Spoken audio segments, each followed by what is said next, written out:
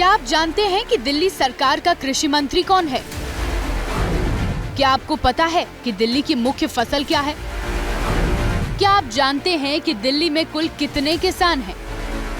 नहीं पता होगा, क्योंकि दिल्ली में खेती या कृषि के नाम पर आपने यमुना के किनारे कुछ लोगों को फूल गोभी, मेथी, मूली ही उगाते देखा होगा।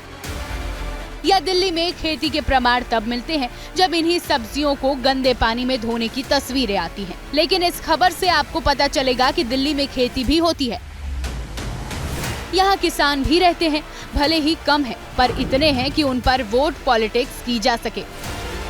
बात कृषि मंत्री शिवराज सिंह चौहान की एक चिट्ठी से शुरू हुई, जो उन्होंने दिल्ली की सीएम आतिशी को लिखी। शिवराज ने अत्यंत दुख के साथ आरोप लगाए। लिखा, आपने दिल्ली के किसानों के हित में कभी उचित निर्णय नहीं लिए। आपने दिल्ली में केंद्र की किसान हितैषी योजनाएं लागू नहीं होने दी। सदैव ये लगा कि पूर्व सीएम केजरीवाल ने किसानों से सिर्फ धोखा किया है।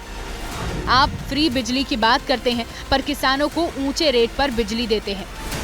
आपने कृषि उपकरण कमर्शियल कैटेगरी में रखकर महंगे किए हुए हैं। शिवराज ने आरोपों की झड़ी लगाई तो दिल्ली की सीएम आतिशी ने ऑफ द रिकॉर्ड जवाब दिया। उन्होंने कहा, किसानों का जितना बुरा हाल बीजेपी के समय हुआ उतना कभी नहीं हुआ।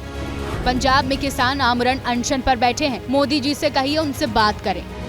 बीजेपी का किसानों पर बात करना वैसा है जैसे दाऊद अहिंसा पर प्रवचन दे रहा हो।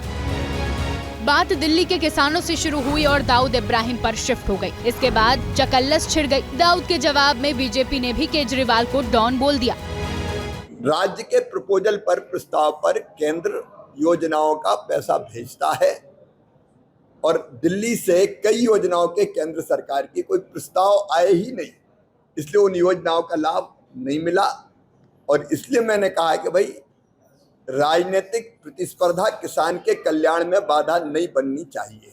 मैं शिवराज सिंह जी से पूछना चाहता हूं, आपकी सरकार मोदी जी पूंजीपति मित्रों के साथ मिलके अगर इस देश में फिर से काला कानून तीनों लागू करना चाहते हैं तो ये आम आदमी पार्टी नहीं होने देगी। बहरहाल आप ये जाने कि दिल्ली में किसानों को ऐसे कितने थोकबंद वोट हैं जो उनके नाम पर ये टकराव शुरू हुआ है। दिल्ली इकोनॉमिक सर्वे 2023-24 के मुताबिक दिल्ली में ले देकर 369 स्क्वायर किलोमीटर ही ग्रामीण क्षेत्र है। गांव का मतलब ये नहीं कि वहाँ खेती ही होती हो। खेती सिर्फ 33,000 हेक्टेयर में होती है। दिल्ली की ग्रोथ में कृषि का हिस्सा 1% का भी 1/3 यानी 0.32% है।